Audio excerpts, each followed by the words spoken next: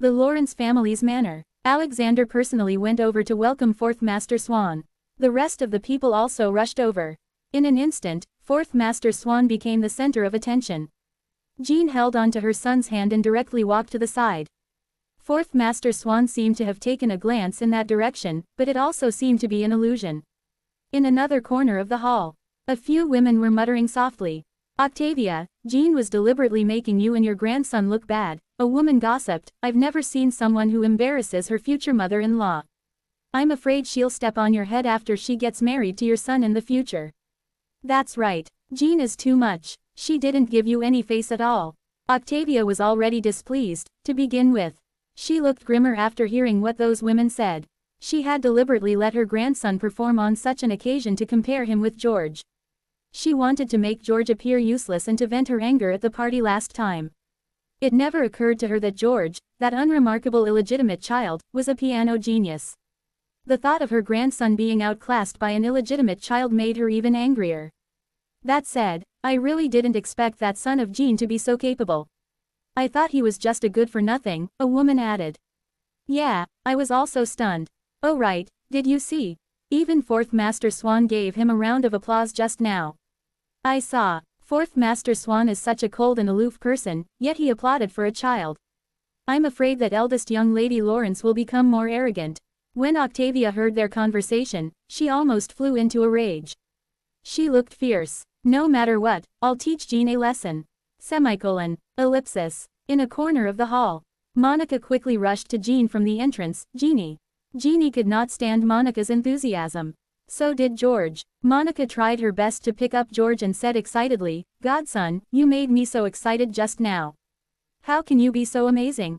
How can your fingers be so flexible?" Jean looked at Monica speechlessly. She looked at her lifeless son. "Godmother, put me down." George was very cold. Monica also found it hard to carry George. She put him down and turned her head to look at Jean seriously.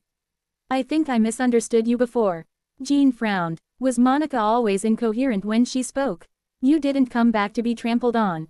You came back to shine," Monica said confidently. Jean smiled faintly. "Whatever you say." Her voice became softer. Monica followed Jean's gaze and turned around. She saw fourth Master Swan. He was walking over with Teddy. Apart from Teddy, there was also Finn and Knox. Fourth Master Swan suddenly said. Jean frowned. "I didn't say anything. Can he read minds? You called for me." Knox, who was next to fourth Master Swan, was confused. "He came here with Finn and the others. When he arrived, he saw a child playing the piano. He was shocked and felt that the child looked familiar." Fourth Master Swan ignored Knox and said to Jean, "Eldest young Lady Lawrence, please take us to old Master Lawrence so that we can give him our wishes." Jean glanced at fourth Master Swan and turned around. "Julie." A servant quickly came over. "Take fourth Master Swan and his friends to old Master's room." "Yes, eldest young Lady Lawrence."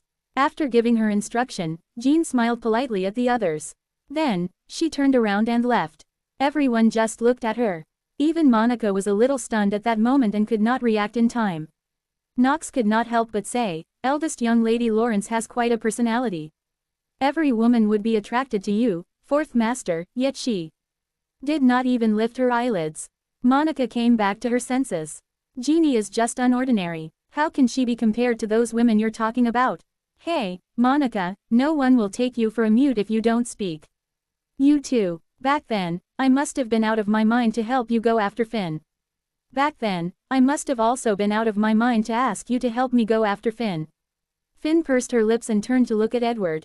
"Fourth Master Swan, the luncheon is about to start." What he meant was it was their time to go pay their respects. Fourth Master Swan looked away from Jean and nodded slightly.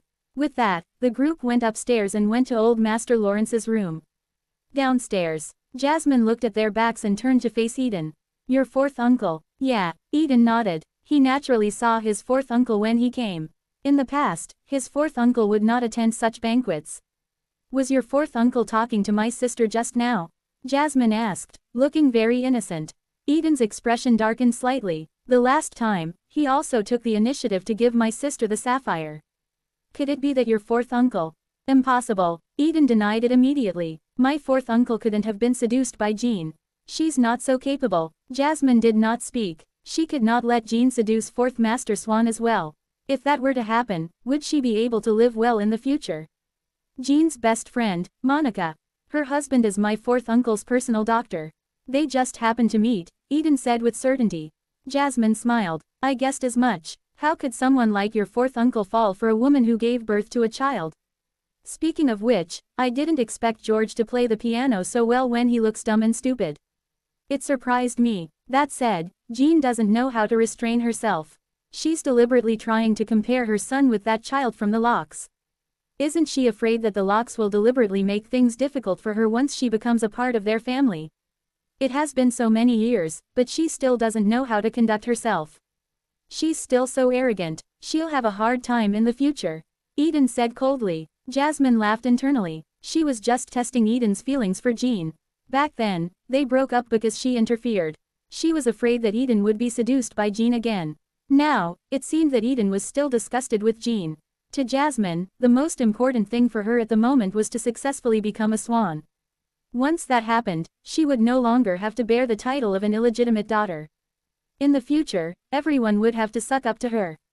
When she thought of the days to come, her mood instantly improved. As for Eden, who was beside her, he did not look any better. Jean's return this time did not seem to be as simple as they thought.